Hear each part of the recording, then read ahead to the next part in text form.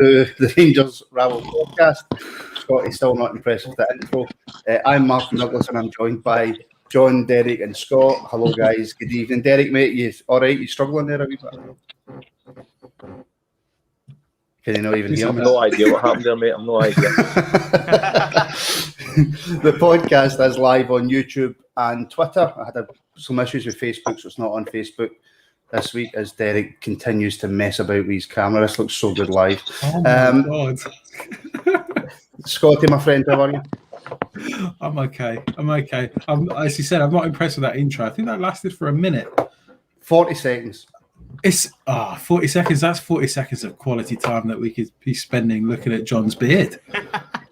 John, how are you? I'm up. We've lost somebody. I'm fantastic. I'm fantastic. I'm looking forward to probably the least informed chat on Club 72 going in the world. I think it's about to happen. We're going to be like, you know how people write those articles during the Euros? They're like, I'm not a football fan, but here's my opinion on football. That's what I feel this could fall into very quickly, because I've been trying to read the stuff that Scotty has shared before we came on, and it's a bigger fucking minefield than I could ever imagine. Well, we are going to discuss that. We're going to discuss as well some of the fan media stuff. My heart and hand and four lads, get everybody's opinion on that. The possibility of Katic going out on loan, which I can't believe, but we'll discuss that. Anyway, the Arsenal game, obviously, we'll discuss later on. But first, we're going to start with Joey Veerman. But just before we come to Joey Veerman, if you are watching on YouTube, please do subscribe.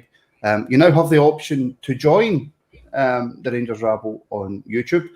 I've set that up as a kind of trial to help support the podcast. We've got some things coming up that I want to try and get out there. I want to try and get some live stuff done from Ibrox, get some live interviews and that set up. So if you want to join and become a member, it would be greatly appreciated. Right, I'm already a member. Do I have to join? You would have to join, yes. You don't get preferential treatment just because you're on the podcast. Oh. Good to know. All right. You haven't briefed us yet. No, I don't brief anybody. Have you met me? Hey, let's start with some Rangers chat, because that's what people are here to see. Hello, everybody in the comments. I'll get to you in a wee second. John, Joey Veerman, rumours that just won't go away. What do you know about him? I had never heard of him until Rangers were interested. But like I said, these rumours aren't going away. What do you know about him, and do you think they will sign him? I remember hearing about this like 3-4 months ago when the season was coming to an end. I've seen a couple of people talking on Twitter about it. I knew nothing about him at that point, but since then I've pretty much stalked him. Over the last couple of weeks, I've looked into Wyscout and tried to kind of dig a bit further and watched everything that's available on Wyscout through there. He looks very, very tidy. I would be happy. You know me, anyone who's listened to me talk before, I am super fiscal with this Rangers team and what I want it to become. However, if judging by the Celtic bid that looks like it's coming in, we should be getting 12 to 15 million for Glenn Kamara, which means I am more than happy to spend half of that money going out the door to bring in somebody who's only 22 and looks like in 3-4 years we would be shipping him out the door on a second contract for double, triple the money, providing everything goes well. He looks really, really good. I was really impressed. Do you know what? When I was watching him, I couldn't see anyone that I thought he reminded me of. His technique looks very different, two-footed, loves hitting a shot, loves hitting that. Oh God, I hadn't promised myself I'd never use this, but it's the only way to describe it. He loves hitting that knuckleball type shot in play, and he's scored an absolute couple of beauties last season. He's got a 1 in 5 in the Eredivisie with Heerenveen for somebody who's just 22 is actually remarkable. He made his debut when he just turned 16 for Volendam. So this is a boy who, if you're able to play professional football at 16, you've got something about you. To still be playing and is playing regularly as he is since joining Heerenveen, then I am very keen for this one to go through. I'm hoping that all the chat, we talked about this before, just Rangers normally just getting their business done. I'm hoping this is just something that's rambling on about add-ons and little bits that need ironed out, and that he is actually coming to us, because I think he'll be a big fan's favourite. And we seem to have judged talent well and what we need. And I think the final piece of this with Ryan Jack had been missing quite a bit, and a couple of goals he had added to the game from hitting shots from outside the box. I think this guy would invite teams to come out and try and put a bit of pressure on us and not sit inside their own box just because of what he can do from outside. So I am very, very keen on this guy getting in and slotting into one of those midfield free slots. Just before I come to you on it, Scotty, William Irwin, obviously, who does the Rangers Youth updates and appears on the podcast as well, is looking after the YouTube chat tonight, and he has put a question in. Who has the best facial hair? I don't want any of you to answer that. I'm going to leave that to the comments. So anybody in the comments, see that's not entirely fair, because I haven't actually manicured mine for a few days, so it's a bit scraggly. Whereas John just wakes up and he's just like that, and like he knows he's going to be on the camera. I mean, I've been working, he's been out in the garden sunning himself, getting the white teeth and the tan. Yeah, it's very true. This is not an accident. This has been years and years of mastering how best to make your face not look hideously fat, how to hide the extra chin if you put on some weight. None of this was an accident. It was all on purpose. Do you have the beard wax as well? I've got everything, yeah. You got to, man. See? This is natural. Scotty, your thoughts on Joey Veerman, because this chat's just going right off course. Well, do you know what? I think I'm probably a little less. Well, I'm going to say probably. I'm definitely less educated on John when watching. I've just done the standard watching a few bits on YouTube. Look at his stats. I've seen those pretty little graphs that people do on Twitter and comparing to our existing players. From that, sounds great, but I think as a Rangers fan, particularly when John mentions the fiscal point of view, it's an outlay of 5-6 million, and we know with any footballer anything can happen from that point. He could come over here, suffer a horrendous injury. It is a gamble, particularly for us. And actually, I wanted to bat a question back to John in terms of there's no such thing as a guaranteed success, but we can see the guy's got quality, and we can see what he can bring to Rangers. And again, this is something that we had last season, that every single player in the team brought something different to that starting 11.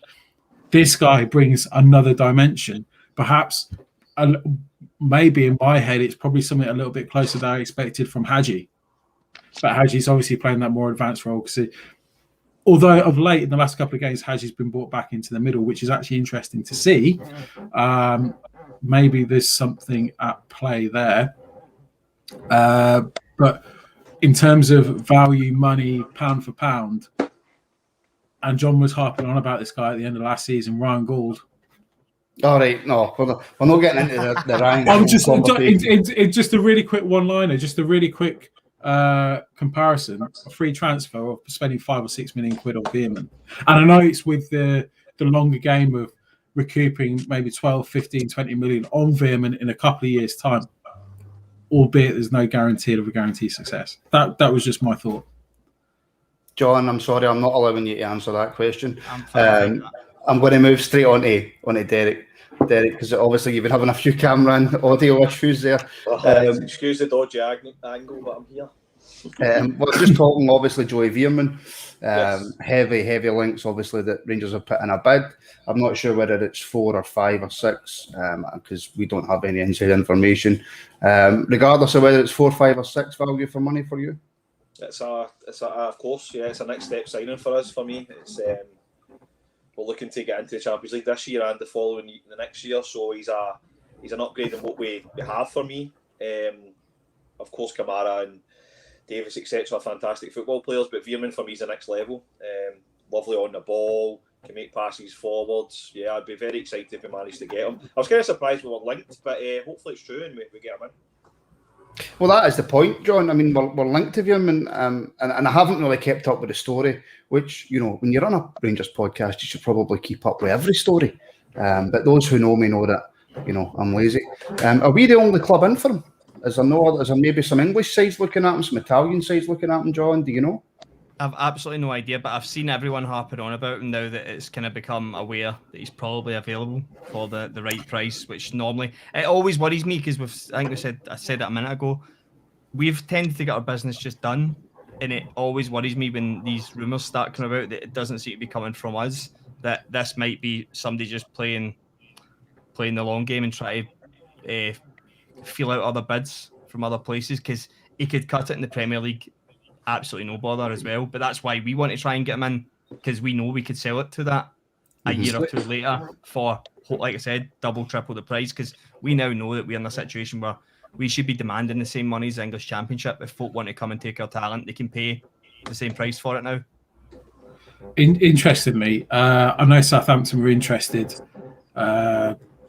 January last year, but they decided not to go ahead because they had concerns about it defensively. Verona, I think, had a bid rejected already. So there is definitely some interest from England and Italy. What I would say is, taking on point on how Rangers do their business, it's not necessarily that the rumours come out, but when the rumours do come out, it's at that end of the transfer process that in the next couple of days it's usually done. And sometimes when you get these, have Rangers made a bid, haven't they made a bid, it's usually like, oh my God, in the next couple of days it's announced. So if anything's actually going to happen with this, it's probably already well underway, hence like this element has come out, and it will probably be announced in the next couple of days. I'm not saying it will, saying if anything has happened, it probably will. Well, the question for CGM, Derek, because again, I really don't know much about him. I don't even know. I know he's a midfielder, but I don't know what kind of midfielder he is. But where would he play? Or more interesting is, who would he play instead of? I just don't want to jinx it, but he's probably a straight replacement for Kamara, in my opinion, just of what I've seen of him, which is maybe ominous for maybe Kamara moving on. But if not, let's be honest here, Kamara's going to either go this season or the season after. He's not going to, unfortunately, stay with Rangers for the rest of his career. So we have to be making these type of signings. We don't want to drop our quality. And Veerman, for me, if Kamara leaves, wouldn't do that.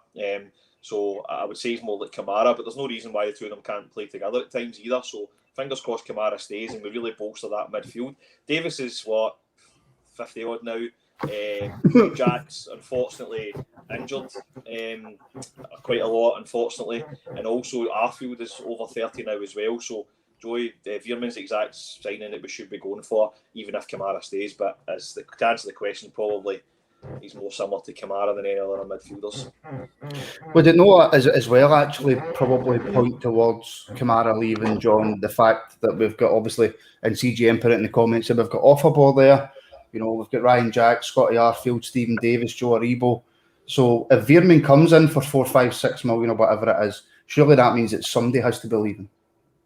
I would have thought so. I would rather it wasn't the case, but it would be a bit of a gamble to spend yet again another 6 or 7 million on a player to bring in and then have to pay those wages without anyone going out, because it's really you taking your season ticket money and putting it straight back out to try and get Champions League, which I don't think Kamara is going to be the gamble on that. I don't think we're going to either make Champions League with or without Kamara. The one thing I will say, and I think it was the same thing Scotty said about Southampton, he's probably not as defensively aware as Kamara, or as defensively sound as Kamara. That would be my only concern about him coming in there. But I think maybe if you had Davis and Jack both fit and playing, Ryan Jack fit and playing, Davis is fine, you would maybe have that comfort level with the two of them protecting him and letting him go forward, because in all the clips and all the stuff I've seen Y-Scout, he's by far more dangerous going into the final third, and that's with a Hereveen side that don't have 10 players camped behind the whole team and inside their own half. So he's very much someone you're going to have to release, similar to Hadji, but not the same type of player that you're going to have to release to go forward rather than have him stringently in their structure. But I think Gerrard's structure was always that fluid way where people could get forward as long as one of the midfielders was sitting and the other one was tucked in. We were always all right. But I'm super excited for this guy. It could be that Kamara goes out, he comes in, and there is room for some youngsters to try and start pushing it in this team and start to develop, because that's the next way forward, right? Well, William again put in the comments there, Scotty, Stephen Kelly, who I forgot to mention, who I do feel personally this season should be part of that first team squad. But if Kamara doesn't go and Veerman comes in with, like I've mentioned already, Arfield, Jack, Aribo, doesn't look good for Kelly then, does it? I wouldn't necessarily say that. I'd just say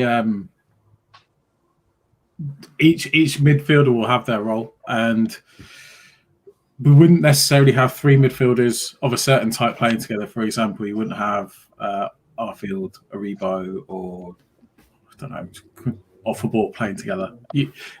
For example, you'd have a central midfielder and his understudy, so you're more likely to see Davis and Kelly playing and interchanging in that role. in my opinion, because I know Kelly's probably sitting more deep. I know he used to play more adventurous, more attacking. Steven Gerrard is very, very key to give his players minutes. Yes, he's going to have his first choice 11, but he's not going to allow that to be the detriment of the other players in the squad. And it's also going to give the opportunity for the players in the squad to come in and actually take a place in the team. I think at the start of last season, I think no one really expected Arfield to have the run that he did. And when he went on, and when he was in the team, he couldn't get out of the team. He got out of it just through injury. So you don't really know what the future really holds. I think we've got a rough idea of who the key players in the first 11 will be, but I wouldn't discount any youngsters just yet. Sorry, Derek, you were going to jump in there as well? So the way I've been watching Stephen Kelly in the pre-season friendly so far, I think he's more than good enough to get some rest into Stephen Davis's legs. I don't see him as a higher prospect as Patterson is, but I can see the same happening with Davis and Kelly as what happened with Tavernier and Patterson over the season. Maybe getting 30 minutes at Ibrox to give Davis a rest before we have a Champions League night, hopefully. Invisible man there. You'll let me at the start, Martin. I see him giving Davis rest, so for a home to St Johnstone on a Saturday, Davis will come off for 60 minutes and Kelly can quite happily go on there. Obviously Jack and we still have, but for me Kelly's a special talent, and for me this is a kind of breakout year for him. Make a break at Ibrox. Let's see if he can actually come into that mantle. He's certainly got the skills and the mindset to do it, but he needs the minutes to prove himself, so hopefully he'll get that, and he's really starting in pre-season for me, the games I've seen, so fingers crossed he continues to do that, and come the start of the season he gets more minutes that he deserves, because Davis is superb, but he's not. I would be shocked if he has the same minutes in him as he did last season. Now, I wouldn't totally rule it out, the man's like Iron Man, but I would be shocked, so fingers crossed Kelly can take a wee bit of the He's doing well tonight. We're going to call him Wolf the Second, I think. Sorry, Derek, carry on. Right, okay. Final question then, right? John, and I think I already know the answer, so I don't even know why I'm going to bother asking it, because you've already kind of touched on it, but I've wrote it in my notes. So if I've wrote something in my notes, I'm going to use it. Is it a gamble worth taking for Veerman, for the price? Yes. Yeah, definitely. I seen Van Bronckhorst on Instagram. I think that was him 23 years ago, the day that he signed for us. It would be a similar gamble, except we now have the internet and I can see clips of him. And I knew nothing about Van Bronckhorst except from a 5-minute clip on STB News when he signed. And I was sold on him then, and we were right then. And I'll be sold about this guy from what I've seen. I think he's really, really good. I think he's well worth you'd be going as high as 6 with add-ons, because I think you would recoup that absolutely no bother. Even with a few average seasons, you would recoup that, just because I think he'll stand out in what looks to be a really good Rangers squad, and a squad that will now win more and more trophies, which will make the price go up for all our players. So, yeah, well worth the risk, especially considering we're going to have Champions League football 2 years in a row, right? Yeah, well, obviously, yes, of course. A quick comment came in, Scotty. Look, my agenda is full, but I have to ask this because it's came in from CGM. Arfield will be phased out this season. Do you go along with that, Scotty? Yeah, I mean, I don't think anyone's going to get phased out.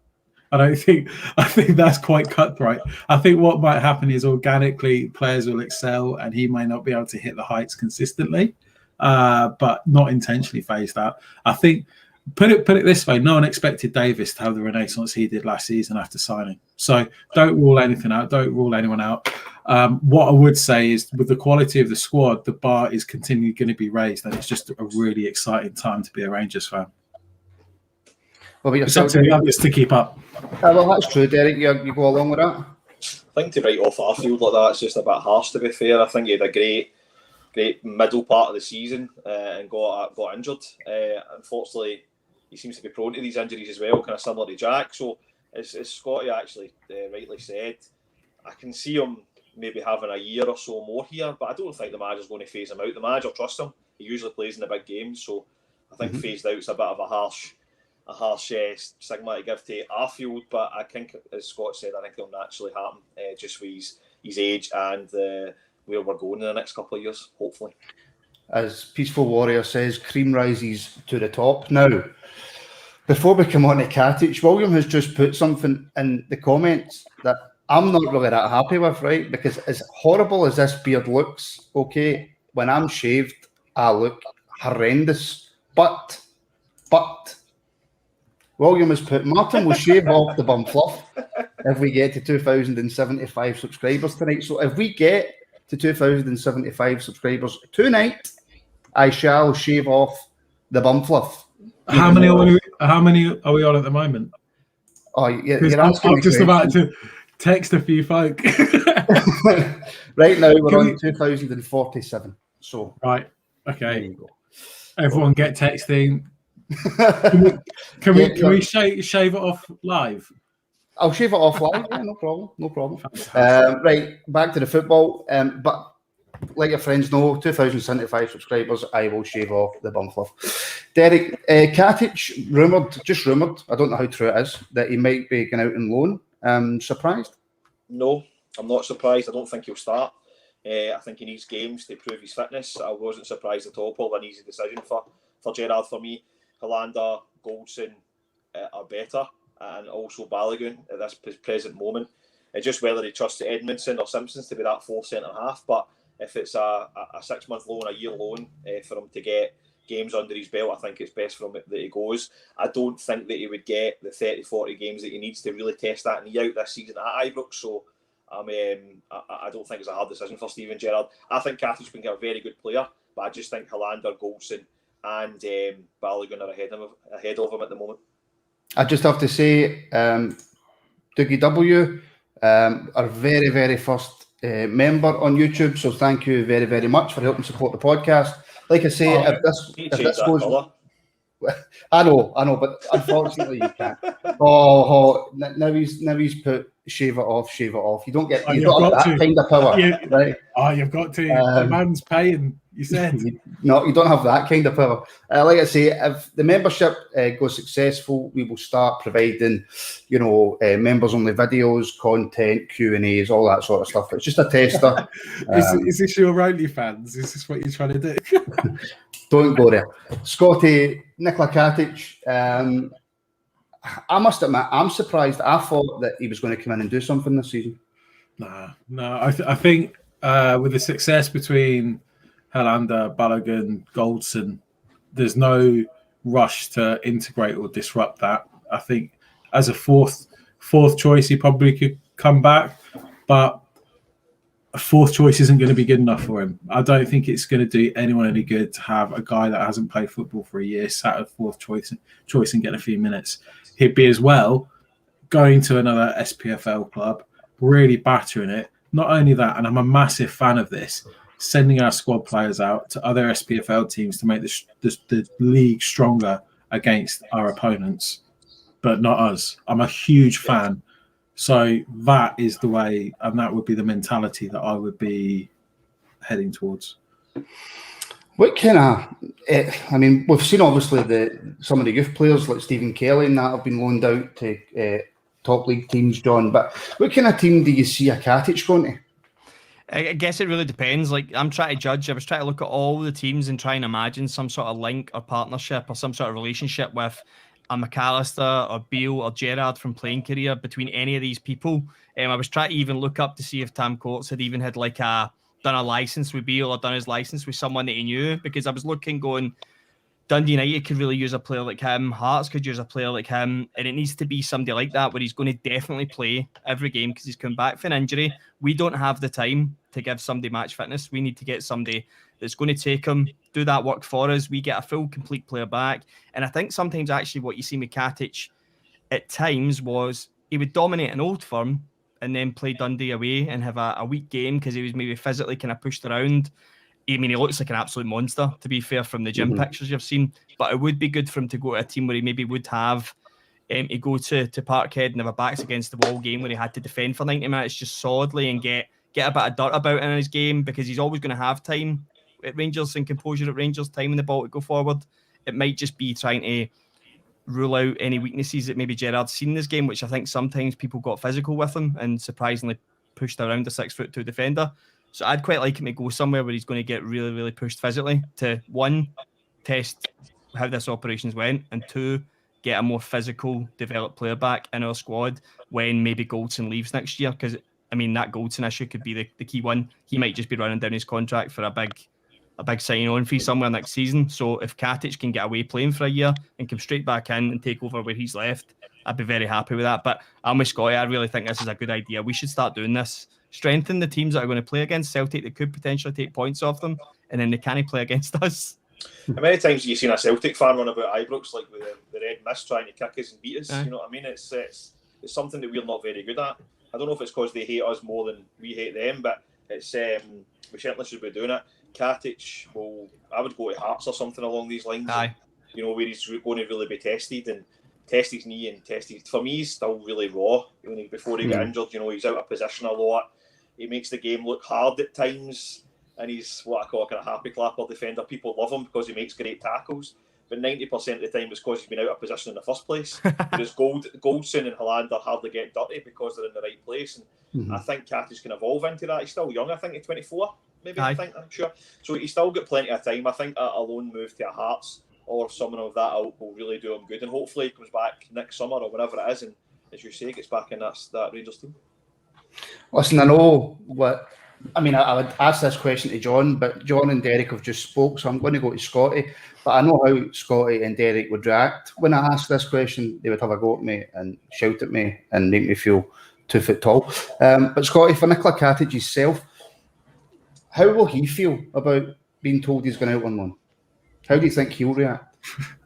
I know, I shouldn't have asked you that. Do you think the guy's going to sit there and go, right, okay, Nicola, you haven't played for a year. We need to get you up to scratch. I think it's really going to benefit you going out and playing in the league. He's going to go, oh, shit, it's the end of my career. No chance. He's going to go, right, okay, let me at it. Let's prove, Rangers could even do something that they've been doing with the youngsters. 12-month loan deal, 6-month break clause.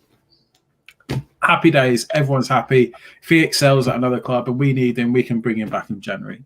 Honestly, there is very, very little downside to this arrangement. The only downside being he joins a club, the club changes manager, and they no longer want Katic, and then we've got a player out on loan that's not going to get any minutes for whatever reason. But Katic is still out with Rangers and Celtics, still one of the best defenders in the league, so he's not going to struggle for game time. And aside from that, Derek and John have already hit the nail on the head. It's absolutely no-brainer. I think he starts for Celtic as well, to be honest. He does. Yeah, to be perfectly honest, so he'll be one of the best defenders in the league out with Goldson and Hollander and Balogun. To be honest, Gerrard has created such a culture at the club that probably they would do anything they asked him to. If Gerrard asked Katic to go out and loan and prove himself, Katic will shake his hand and go and do it. That's the kind of culture that Gerrard's created and the manager he is. Do you know what I think will really, really benefit him as well? Because he would be walking to any other team, and I know this might sound arrogant, but he'd be one of the better players walking into this team, and he'd probably become a leader in that team as well. And if he comes back to Rangers a leader, whether it's a really commanding centre half, rather than just being a guy that can, as Derek says, tackle people and be a bit physical, he can actually be a leader at the back and be a rock, and he needs to learn that. And at the age of 24, honestly, there's no better time for him to develop a personality as well to go with his footballing ability. We've seen time and time again with defenders, they don't peak until 26, 27, 28, probably even as late as, 30 to 35. We look at the European Championships and you see Bonucci and Chiellini absolutely strolling it, killing it at 36 and 35. Any concerns about them stopping in the next couple of years? No, not a chance. So in terms of, there's absolutely no rush for Katic to fear for his Rangers future because he's not in the team or he's not getting instantly back in the team after a year out. Absolutely no chance. And I love the fact that I can now go to John, but it would be perceived as a hashtag crap question.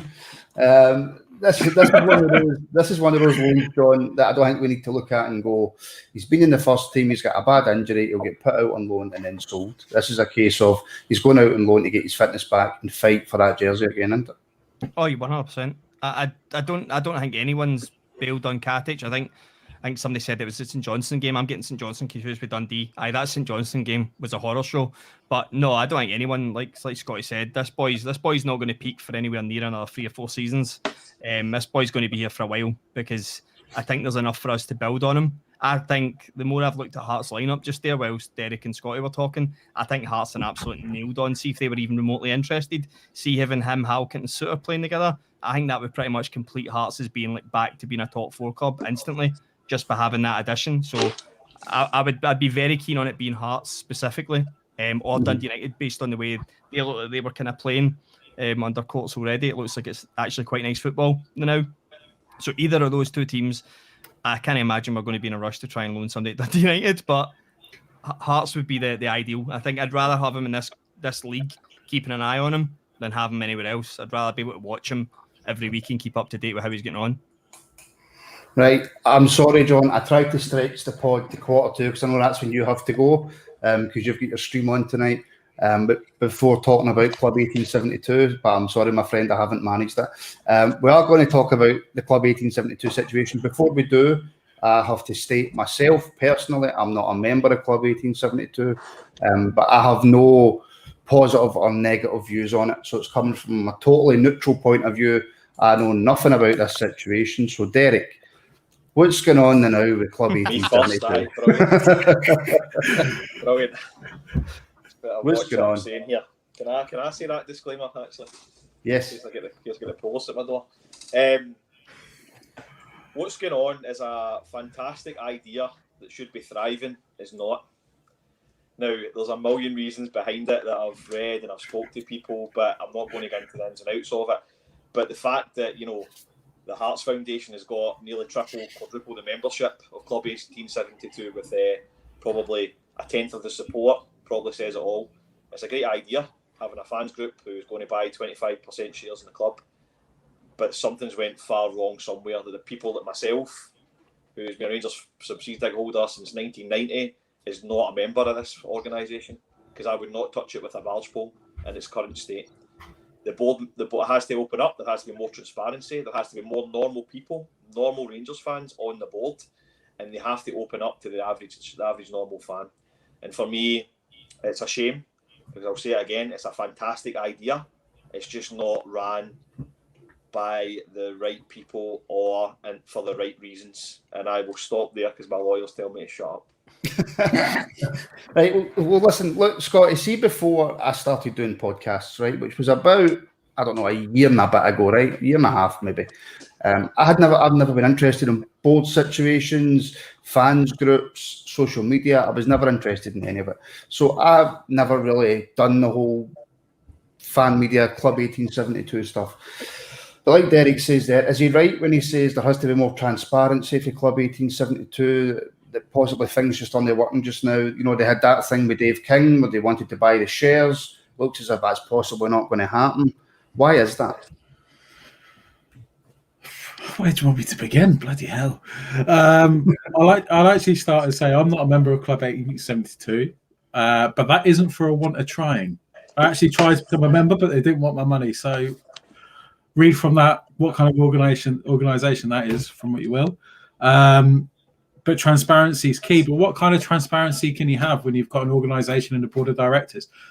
I've seen the names bandied about who the directors are, and I've seen it's changed a few times. I'm still none the wiser of who they are, what their background is. But quite frankly, I probably haven't done really that much digging. What kind of leader would you want in charge of Club 1872? Wouldn't you want someone with business acumen? Would it not be like there's so many ideas that you can have? Actually, maybe someone that's detached from being a supporter and actually has the business acumen to actually run this organisation. It doesn't necessarily have to be run by fans because, quite frankly, well, I've met some of our fans and sometimes their heart rules the head. And that isn't what you want in an organisation of this kind. The problem that is almost getting apparent is very, very self-serving at the top. It's with any kind of organisation that's a club, it becomes pretty much an old pals act where it's just a revolving door of the same idea, same people, keeping everyone in the loop. but the ordinary members don't really know what's going on and don't have a say. Now, how do you actually change that? And you have to use your vote, and you actually have to come together, and you actually have to exercise your democratic right in making a change. What do you change it to? That's another problem. Who do you trust from this point onwards to deliver said change or actually make a material difference? Because it's the same thing at the end of the day, where you get to a position of power and it's Club 1872 and you've got Rangers across the road that potentially might invite you into the boardroom and give you a bit of wine, and then all of a sudden it's I don't want to hold these guys to account anymore, do I? I don't want to rock the apple cart because I'm enjoying this luxury access. And yeah, I know. It's really hard to call. And that isn't even actually going into the detail of actually what's been going on at Club 1872 recently. But these are just like observations that, we can all make the past couple of years at 1872. And it's all accusations that we can all level at them. I know we've got CGM, who is not clued up enough on this to contribute. Just to move on. So CGM is actually my lawyer. I keep forgetting that it's actually the Rangers Rabble and CGM show. But there you go. Obviously, look, I don't want to go in too much into the details, John, about what's going on around the club for the simple fact that I don't know what's true and I don't know what's false. And I don't want to start casting. We'll go into that a wee bit, Scotty. Calm down. I know you've read up. No, I was just saying you're absolutely spot on. You're absolutely spot on because you don't know what's true and what's false. I mean, down in London, right, we've got the Rangers supporters group in London. You have some guys that like Club 1872. You've got some guys that don't. And they're all at each other. What kind of unified Rangers support is that? Is it maybe just the fact, though, John, that to have and maybe I'm totally wrong here, right? But see, you have a fans group for the club the size of Rangers. Is it not just impossible? It's impossible. You're never going to get folk to agree on every single thing. You're just not going to get it. So to get buy-in off everyone is going to be virtually impossible. What you've got to hope for is that people have the best interest overall. But the thing we talked about before we started was the straw that appears to have broken the camel's back was this email sent to Castor.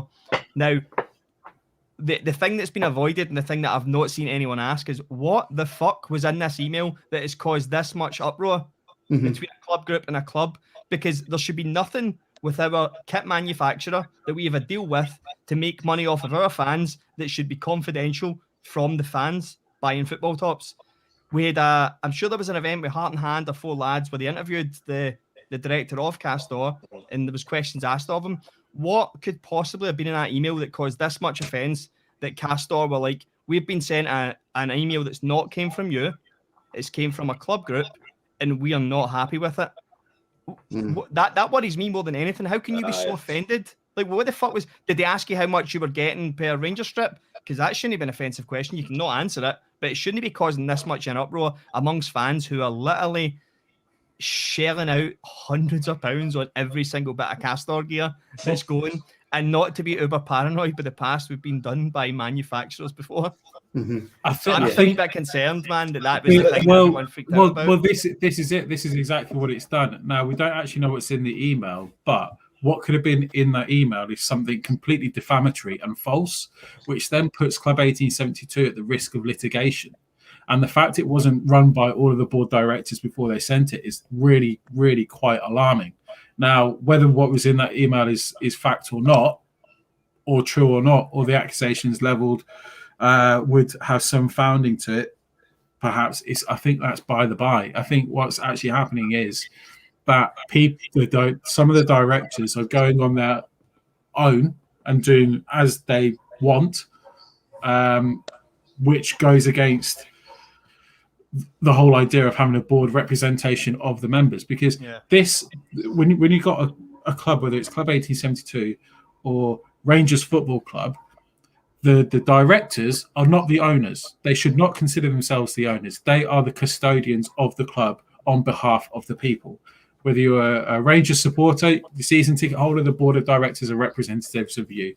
Whether you're a shareholder at Club 1872, the directors are representative of you, and they're elected for that position. So when you get free reign and you've just got all this madness, well, who's ruling the roost?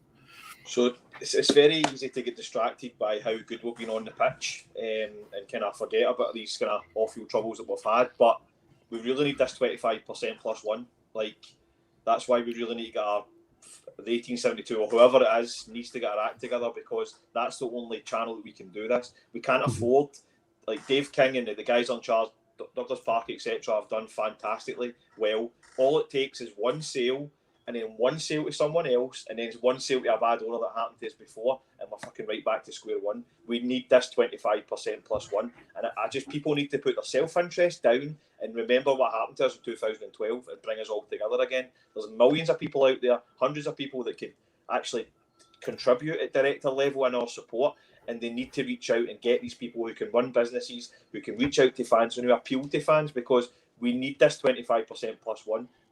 We can't afford to go down the route of a guy like David Murray, etc., having all this power again. We need it, and we need to get it sorted. So whatever it is, whoever needs to get in a room, if it's Rangers Club 87, I don't care. It needs fixed, and the fans need to back it as long as there's a functional organisation that's leading it.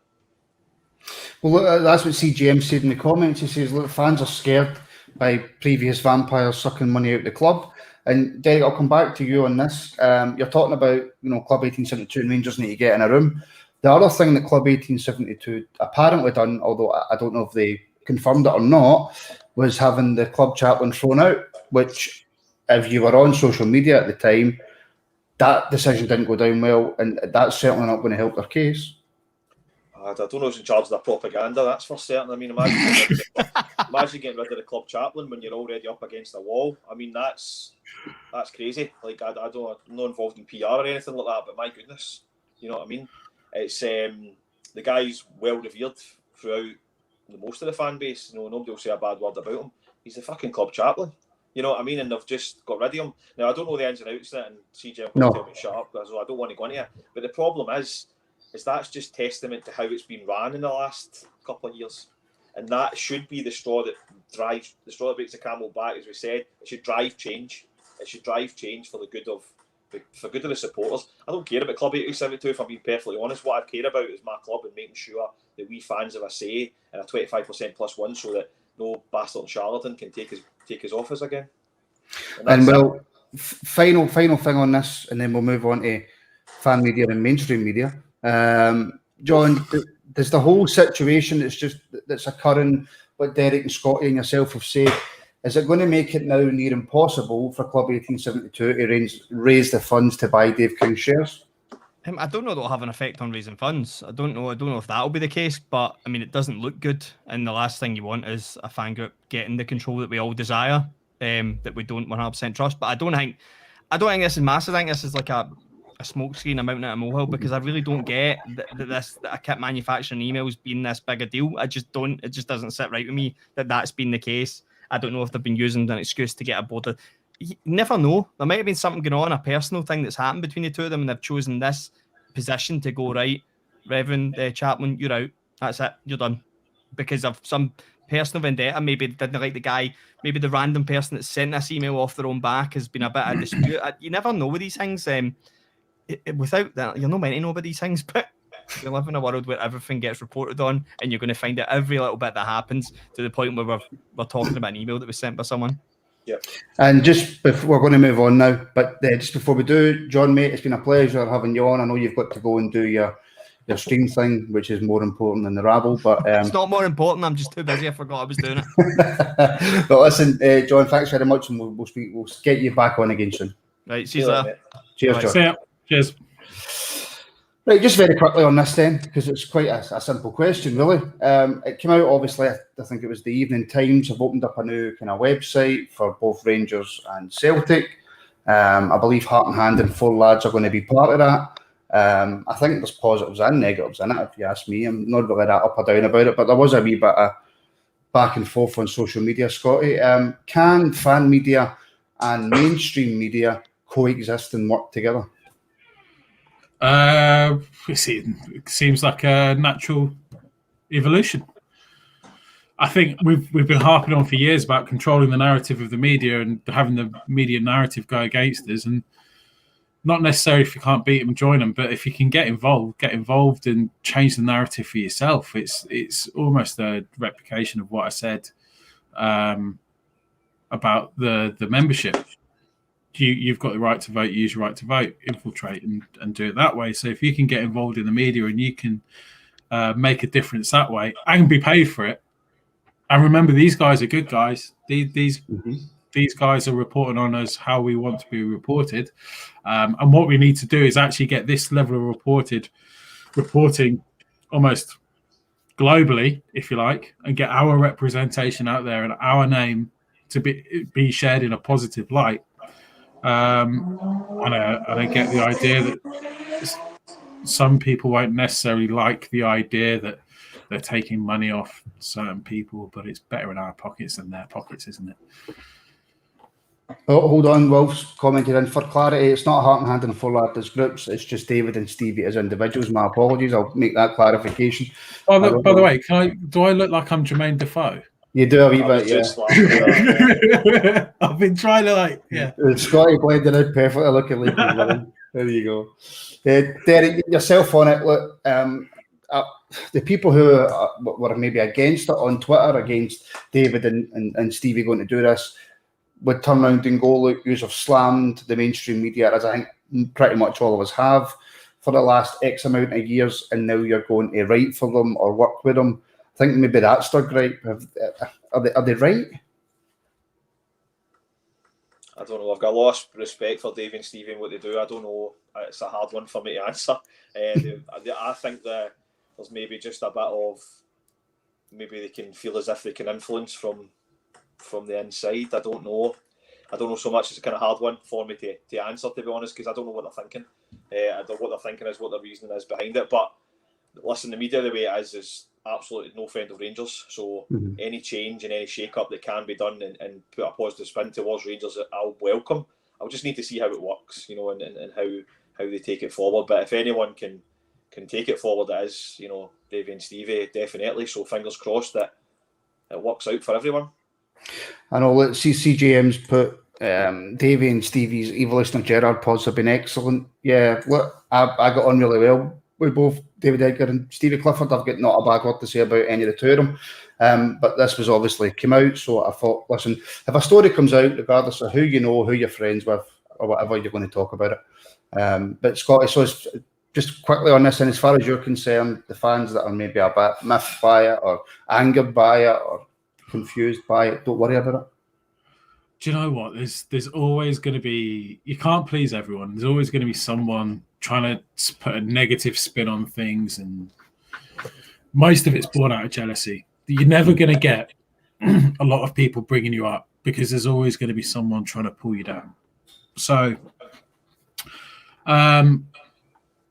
use your own opinion, use your own thought process. If you like it, read it. If you don't. There's other channels, there's other people doing other stuff. But I'm fully behind them. I read their stuff and listen to them, and I find it's all superb. And if it means that more people are going to pay attention to them and pay attention to what they say, and it ends up as the result is something positive for Rangers, then why not get behind it? I mean, we all get paid for the work that we do. I don't understand why it would be a problem for them to get paid. I'm not being used for this. Or whatever. Yeah. Are you not? No. What? See you later. So, listen, if they're not going to do it, someone else will. I would rather it be Stevie and Davey and a few of the other guys writing than anyone else. Jamie Curry, or Jamie, can't remember his second name, but he's Jamie Curry. Yeah, Jamie Curry's wrote for the Record for a bit. I think the guy before him I didn't really like as much, but Jamie Curry's stuff's very, very good. I think it can be a positive thing, and again, I trust Stevie and Davey wholeheartedly to take it forward in the best interest of the club. And if they didn't do it, as I said, someone would do it, and it might not be as good quality, as great content, and people might not respect them as much, and it becomes a bit of a shit show. But again, I don't know them that well to know what they're thinking personally, but I mean, fair play to them, and it's an opportunity that probably anyone would take up on these Rangers podcasts. So good luck to them, and hopefully they can change the media for us from the inside. Well, I wouldn't take it up for the one fact and one reason that I can't write. So there'll be no point in me trying to write a newspaper column. But let's see GMs put in. They're probably getting paid, so there'll be motivation. I don't think they are getting paid, but I don't know. I seen a tweet, and I think David Egger came out and said he wasn't getting paid. But I just seen that in the comments, and I thought, oh, well, there you go. Well, do you know what? Yeah, exactly. I threw it. I don't know about it doesn't. I've just seen it, so it doesn't. Do you know, anyone listening? If there is anyone out there, hello. It doesn't matter if you get paid or not. Do you know what? More kudos to them if they're not getting paid because they're giving up their own time to do this. So, yeah, put it that way. And David Morrison, just to finish up, I'm sure the club will be endorsing them as well. So let's finish up. Obviously, we have the pre-season game coming up with Arsenal. Well, everyone in the comments has been saying, let's talk about Arsenal for the last 20 minutes, so let's talk about them, Derek. Mikel Arteta coming back to Ibrox for the first time in a long time. Are you looking forward to the game? I'm looking forward to playing Arsenal, of course. Don't like them as much, being a sort of Spurs as my second team, but I think it'll be 2 weeks to the season starts. It's a good test at the right time. Hopefully see a couple of runs out for the newer guys and get some minutes into the leg. I fancy us to beat them. I think they're a couple of weeks behind us in preparation, so I fancy us to win the game, get a wee bit of confidence going for the 2 weeks before the season starts. So really looking forward to the game. It's a perfect pre-season game. Disappointing that I won't get to go, and there'll only be 2,000 fans there. But listen, it's a great spectacle playing Premiership teams, and one we should do well. And I fancy us to beat them. Well, Hibs beat them, as CGM says. Hibs beat them. But of course, listen, I've got a friend in work who, let's just say, doesn't support Rangers, and he came up to me today and went, "Oh, I see you've got XXXX," and that came out wrong. But you know what I mean. And your pre-season friendlies. What happens if you lose them all going into the new season? Pre-season friendlies mean nothing to me. It's good to get momentum, Martin. Like I'd say that you want to win, right? But I don't think there's listen, they can win. He should just keep himself to himself, if he's been honest, the way they've been playing recently. But to be honest, I think we'll beat Arsenal. So what if you flip that round? What if you beat Arsenal and you beat Real Madrid? We're going to that 31st of July absolutely flying. We should be going to backing ourselves. We're a good team now. We've got good players. We've got a good manager. We're well drilled. So you could play a German third division team and win 10-0 on Saturday. What are you learning? Mm-hmm. You know, you're going to learn against Arsenal and Real Madrid. So just tell him to shut his mouth. And obviously, he's 6'1" and built like a tank, so I'll just politely tell him to stop talking. No. Scotty, there will only be 2,000 supporters at the game on Saturday. Why? What? Do I look like Jimmy Cranky? I can't answer that. I was going to go into a big long question, but there should be more than 2,000 is my point. I don't think anyone making decisions really knows why. But what we do know is actually looking at it sensibly and objectively, and without going into it too much, because I'm sure there's people going to disagree with me, but the restrictions don't actually change. Am I right in saying the restrictions for you guys don't actually change before Saturday anyway? So technically it's actually correct and it is what it is. And then you can't just like rip up the rules that you've had in place. No, but just I know Hampden, blah blah blah. It's not even Hampden, Scotty. I'm sure they come out and says that you can have 2,000 supporters in every stadium. I think that's the bit that's annoying people because it's 2,000 people. It mitigates the risk. It's not necessarily about the social distancing that you can have. It's about the number of people in the one place. So it's only 2,000 people that can spread the infection amongst themselves, rather than a percentage of allocated stadium. I think that's the way they've done it. So think of it not as because they know that the risk of the transmission risk is significantly reduced outside. So, look, I don't know. I really don't know. It seems like really, really fucking stupid that you could walk a meter and you've got two completely different rules. That you could Newcastle, you can have 65,000 people enter a football stadium, but Ibrox, you can only get 2,000. It just we're going into politics now, and yes, it's disappointing that there's only 2,000 people. I do expect that to change and increase over the next couple of weeks. But the rules are the rules. Like, they will be changed and they will be amended. Just take that on the chin. Derek, take it on the chin. Take it on the chin. No, I don't think it's right, but it's too late now to sit here and moan about it. It's an absolute disgrace. There's only 2,000 fans, and on Saturday, but that's probably another podcast for another platform, Martin, to be honest. But it's disappointing. We'll try and see in the positive that we're getting there, and fingers crossed by July, August, we'll all be back at Ibrox and celebrating winning the league last year. All right then. I genuinely thought that conversation was going to go a lot longer than that. Well, I don't want to moan. Yeah. Yeah, exactly. It's absolutely ridiculous because, yes, okay, well, it seems absolutely, as I said, it's bloody ludicrous that you can have 65,000 people in Wembley last week, and then it's only 2,000 people in Ibrox or Parkhead or whatever, based on what? Following different science. Have we got some magic formula up in Scotland that they don't have in England, or vice versa? Are the vaccines not working in Scotland, but they are?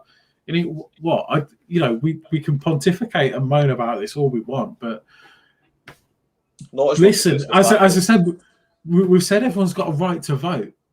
Vote them out. They're fucking useless. Your government's I don't want to get any political party.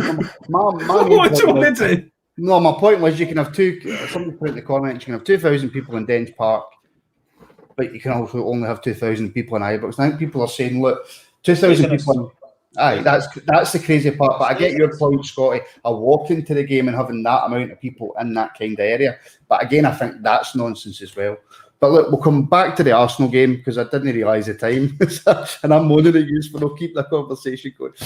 Scotty, are you looking forward to the game? Because I've already asked Derek. Yeah, definitely. I think the first two preseason games have been focused on just getting momentum going, bit of legs, and I think we'll actually use this as a proper football match, an introduction to the season. And as Derek says, this is exactly what you want. You want to be tested, and you want to get some kind of belief and momentum going. Because if you recall, the preseason last season was absolutely fantastic. We didn't even concede a goal, and that allowed the trajectory going into the season. We went 10 games without conceding a goal or something ridiculous or something. So it does continue and it does matter. Naturally, a little bit disappointed last time out against Tranmere, but it is what it is. Expecting, I am expecting a bit of reaction. We're at Ibrox. We've got 2,000 fans there for the first time in God knows how long. I'm excited. I'm gutted I'm not there. And return of Arteta, Arsenal, you've got the history there. Me being down in London, I know a few Arsenal fans, and it would be good. I know Brighton fans as well. It'd be good to stick one on them. So, too right, let's get stuck into it. Do you think, Derek, it will go the kind of way that... And look, I've seen a few people saying, look, we were poor against Tranmere. I don't think we were poor against Tranmere. I thought we actually played quite well. It was just that final third where we struggled, but I'm not talking about Tranmere, I'm talking about Arsenal. Do you think it'll go along the same route as one team first half, a different team second half? Do you think it'll go like what it did in the first one, where it was all youths in the first half, main team in the second, or mix it up again? No, I think it's still a bit far out, and we've got too many games in between now and the season starting that you'll not be looking at a starting 11 or anything at the moment. I think you'll be just giving people minutes in their legs. So I'd imagine to see pretty much two different teams, first half, second half, whatever way switches it. I'm not too bothered. But I definitely think there'll be two different teams. We've got a game Wednesday. Is it Wednesday next one? Blackpool on Wednesday, isn't it? So I think you really want to start to get starting 11 in the lockdown, maybe a game or two before. So I still see a lot of chopping and changing in the next couple of games. Maybe with the last friendly being separate from that and trying to do 60-30 for players in that games, but it's just all about minutes. I don't think the team will tell us anything, but I'm looking forward to it regardless, and I honestly think we'll give a good show. And Stuart Keane, Scotty, has said that Sakala has arrived. It'll be interesting to see if he gets any minutes. If he gets any minutes, but I'm just happy he's here now. Yeah, delighted. Haven't really spoken about him too much. I think the excitement of other things going on, it's probably like pushed into the back burner, but bit of rumblings about where is he, but now he's finally here, he can get going, and just waiting for the return of Morelos. It really is exciting, actually, when you actually think about the squad that we've got and we're putting together, and we're still looking at adding a few people. It's exciting. It's exciting. Exciting, Derek. Yes, exciting. Well, we've got the attacking sense is, it can be frightening if we all hit our form. Morelos, Sakala, Roof, Ken, Rebo. It's like Hadji. Don't forget Hadji. I've not been on for a while, so I forgot you're infatuated by him. Hadji, so it's really as exciting. And you're not even talking about if we get Veerman to that as well. So that's an exciting times to be a Rangers fan. We've had so many bad pre-seasons that I'm just absolutely buzzing that we've got a settled team and we're looking to improve instead of scrambling about trying to get people in. So it's been fantastic the last couple of seasons, and fingers crossed we can kick on. We really need to turn the screw on Celtic this first couple of months of the season where they try and transition. So fingers crossed we hit the ground running, and we were. You forgot Rebo. No, I didn't. Had I said Rebo? Oh, did you say Rebo? My apologies. Here's anyway, Tom. So it was fingers crossed that we hit the ground running and we're going to take it to them the first couple of months of the season. Absolutely. And on that note, it is 3 minutes past 8. Gentlemen, we are 3 minutes over the time. Thank you to everybody who took the time out to watch us tonight. Thank you to everybody who's watching back. Like I say, you can now become a member if you want to join. That very much appreciated. In the future, we will get some behind the scenes stuff, some outtakes, guys crawling on floors, all sorts of stuff. If you're watching on YouTube, please do subscribe. I'm just going to check the subscriber numbers to see if it's reached 2,075, and it hasn't. So the beard stays. The beard stays. Derek, Scotty, guys, thank you very much. Cheers, mate. Thank you. Cheers. Have a good night. Thank you to everybody watching. If you want to catch us, you can catch us on at Rangers Rabble at Twitter, Jers Rabble on Facebook, and if you're watching on YouTube, it's youtube.com/The Rangers Rabble. So we will see you on Saturday for match reaction. But until then, stay safe, and we shall speak to you soon.